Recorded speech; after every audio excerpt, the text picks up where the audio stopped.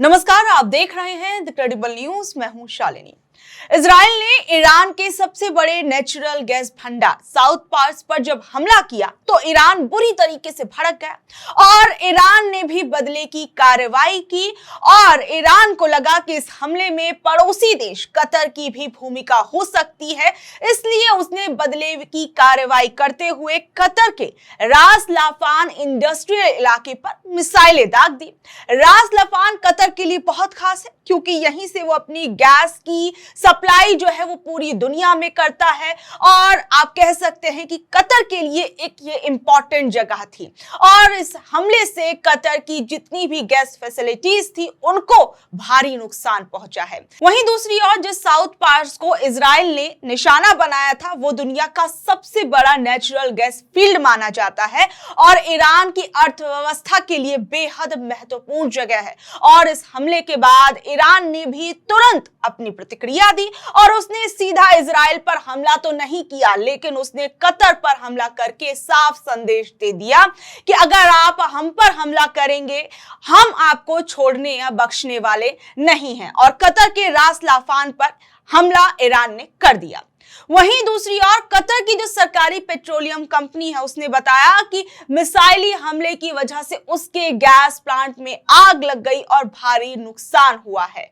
वहीं ईरान ने एक बड़ी चेतावनी भी दे दी है। उसने कहा कि अगर उसके ऊर्जा ढांचों पर हमला हुआ तो वो पूरे खाड़ी क्षेत्र के ऊर्जा ठिकानों को निशाना बनाएगा। ईरान के रेवोल्यूशनरी गार्ड्स ने बयान जारी कर कहा कि दुश्मनों ने बड़ी गलती की है और अगर ऐसे हमले दोबारा हुए तो जवाब और भी ज्यादा विनाशकारी होंगे। यानी इसका मतलब साफ है कि मामला सिर्फ एक घटना तक सीमित नहीं है बल्कि बड़े टकराव की ओर बढ़ रहा है। वहीं दूसरी ओर इस पूरे मामले पर एक बात गौर करने वाली है कि इस पूरे मामले पर इजराइल बड़ा शांत बैठा रहा। वहीं दूसरी ओर अमेरिका की तरफ से इस पर बयान जो है वो सामने आते हैं। डोनाल्ड ट्रंप कहते हैं कि उनको इस हमले के बारे में कोई जानकारी नहीं थी और वो इस हमले में शामिल नहीं थे। जो इजराइल ने हमला किया उसमें वो सीधे तौर पर शामिल तक नहीं थे। यानी आप समझ सकते हैं कि किस तरीके से अमेरिका और डोनाल्ड ट्रंप के जो सुर हैं वो बदले बदले नजर आ रहे हैं। वहीं डोनाल्ड ट्रंप ने यह तक कह दिया कि अब इजराइल जो है वो साउथ पार्स पर आगे से हमला नहीं करेगा जब तक कि ईरान कोई कदम नहीं उठाता है। लेकिन आप समझ सकते हैं कि किस तरीके से इजराइल ने जो ईरान पर हमला किया उसके बाद ईरान ने जो जवाबी कार्रवाई की है उसके बाद अमेरिका और डोनाल्ड ट्रंप के सुर बदले बदले नजर आ रहे हैं।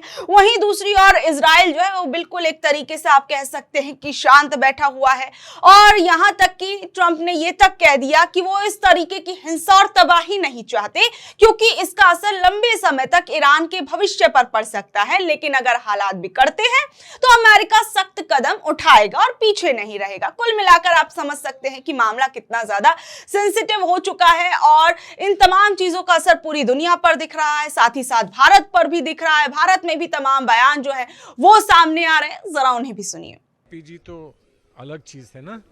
एलपीजी में जो हालात बिगड़े हैं एलपीजी की वजह से जो बढ़ती हुई कीमतें हैं वो तो जो आदमी कमज़ोर आदमी है और जो बहुत धनवान नहीं है उसके लिए तो एक बहुत बड़ी समस्या है, बहुत बड़ी साधारण लोगों के लिए कि ये चिंता का विषय है। लेकिन ये हो क्यों रहा है वो अगर समझ में आ जाए तो थोड़ा सा धारस तो मिलेगा। हो इसलिए रहा है कि हमारी फॉरेन पॉलिसी ने हमको ऐसी जगह ला के खड़ा किया है कि हम बेबस हो गए हैं, हम कुछ कर नहीं पा रहे हैं। और आज जो यहाँ पर डिस्कशन था, आज जो यहाँ पे विचार विमर्श हो रहा था वो इसी बात को लेके हो रहा था कि हमारी फॉरेन पॉलिसी के साथ क्या हो गया है, हमारी विदेश नीति के साथ क्या हुआ है कि आज हमको ऐसा सामना हमको दुनिया में करना पड़ रहा है और हमारी आम जनता को इतनी मुसीबत उठानी पड़ रही है।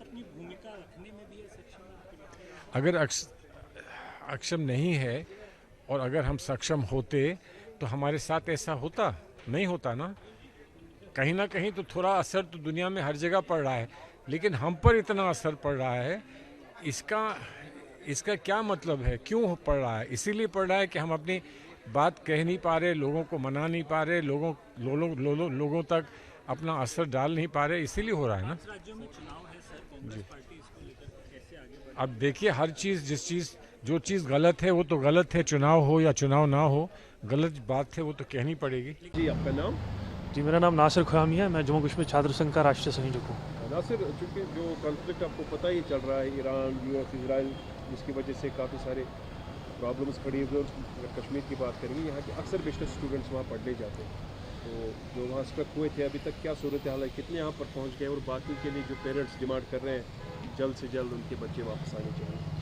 सर, जैसा कि आपको पता है कि गुज़श्ता 3 हफ्तों से जो ईरान और इसराइल के बीच में जो कॉन्फ्लिक्ट चल रहा है, हॉस्टिलिटी चारों ओर से है। और जब से ईरान के सुप्रीम लीडर आयतुल्ला खामेनी का असैसिनेशन हो गया, उसके बाद हालात और ज़्यादा डिटोरेट हो गए। चारों ओर से गोलियों की गनगरज, मिसाइल चल रहे हैं, जिस वजह से हिंदुस्तानी जो शहरी हैं, जो स्टूडेंट्स हैं, वो काफ़ी ज़्यादा डरे हुए हैं, सहमे हुए हैं। और खुसूसन जहाँ तक स्टूडेंट्स की बात है, जो डॉर्मेटरीज़ में रहते हैं, उनके आसपास जो है एयर स्ट्राइक्स हो रहे थे, ड्रोन स्ट्राइक्स हो रहे थे, खौफ ज़्यादा का माहौल है।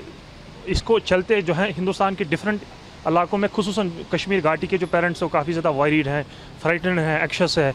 लगातार उनकी डिमांड थी कि स्ट्रैंडेड स्टूडेंट्स को वापस लाया जा सके। उन्होंने हमसे रिपीटेड कम्युनिकेशन किया था कि आप भारत सरकार को लिखें। हमने देश के प्रधानमंत्री नरेंद्र मोदी जी को लिखा है, देश के विदेश मंत्री को लिखा, देश के विदेश मंत्री से खुद मुलाकात की, जो फॉरेन सेक्रेटरी विक्रम मिश्री साहब से, उनसे हमने मुलाकात की। दिल्ली में जो ईरान के एम्बेसडर हैं फतलाई साहब, उनसे मुलाकात की। और लगातार हमारी डिमांड ये थी कि स्टूडेंट्स को एटलीस्ट रिलोकेट किया जाए सेफ़र जगहों तक, क्योंकि इसमें बड़ी खासी तादाद जो स्टूडेंट्स की वो कश्मीर घाटी के अलग अलग रीजनों में थी। तकरीबन 1200 के आसपास स्टूडेंट अभी भी फंसे हैं। हालांकि जो 2 महीने कबल जो इंटरनल क्राइसिस ईरान में हुए थे, उसके बाद भारत सरकार ने एक एडवाइजरी जारी की थी कि बच्चों को हम रिक्वेस्ट करते हैं, या इंडियन सिटीजन्स उनको रिक्वेस्ट करते हैं कि इमीडिएटली जो है ईरान छोड़ के चले जाए। उसके बाद जो है तकरीबन 900 के आसपास स्टूडेंट वो वापस आ गए, लेकिन अभी भी एक बड़ी संख्या जो है ईरान के मुख्तलिफ शहरों में फंसे हुए हैं। असल में ये बेसिकली क्राइसिस इस वजह से ज़्यादा शुरू होगी क्योंकि वहाँ ईरान में एक नेशनल लेवल का एक एग्ज़ाम था, ओलंपिया एग्ज़ाम, जो कि मैंडेटरी होता है स्टूडेंट्स के लिए।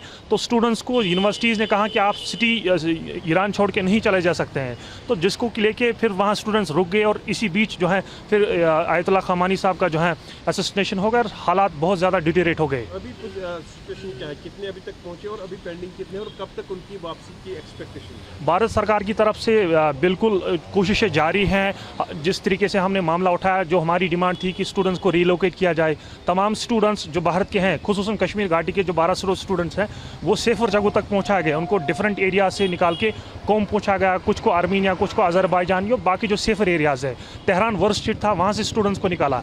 और जो इवैक्यूएशन ऑपरेशन वो बाज़ाब्ता तौर गवर्नमेंट ऑफ इंडिया ने स्टार्ट किया हुआ है, इसमें मेजॉरिटी जो स्टूडेंट्स हैं वो आर्मीनिया के बॉर्डर के थ्रू इवैक्यूएट उनको किया जा रहा है। ये बेसिकली कनेक्टिंग फ्लाइट्स के थ्रू आ रहे हैं।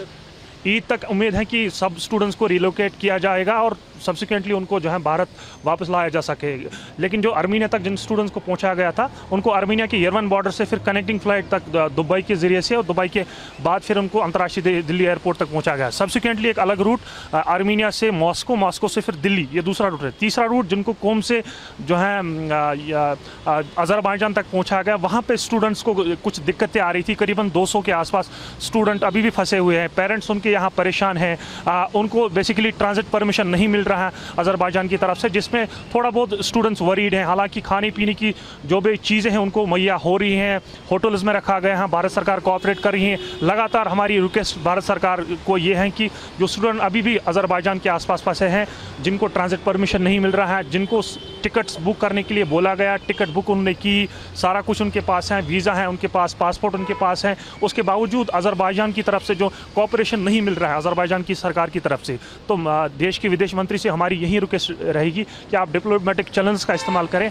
आप अजरबैजान काउंटर पार्ट से अपना मामला इस मामले में जो है मामला टेकअप करें, ताकि जो फंसे हुए 200 के आसपास हिंदुस्तानी शहरी हैं, जिसमें बेशतर स्टूडेंट कश्मीर घाटी से, उनको सेफली इवैक्यूएट करके भारत पहुंचाया जा सके। तो बहरहाल आप लोग इस बारे में अब क्या कुछ कहेंगे, नीचे दे कमेंट बॉक्स में जरूर बताइएगा। और ऐसे अपडेट से जुड़े रहने के लिए देखते रहिए द क्रेडिबल न्यूज। मैं हूं शालिनी, धन्यवाद।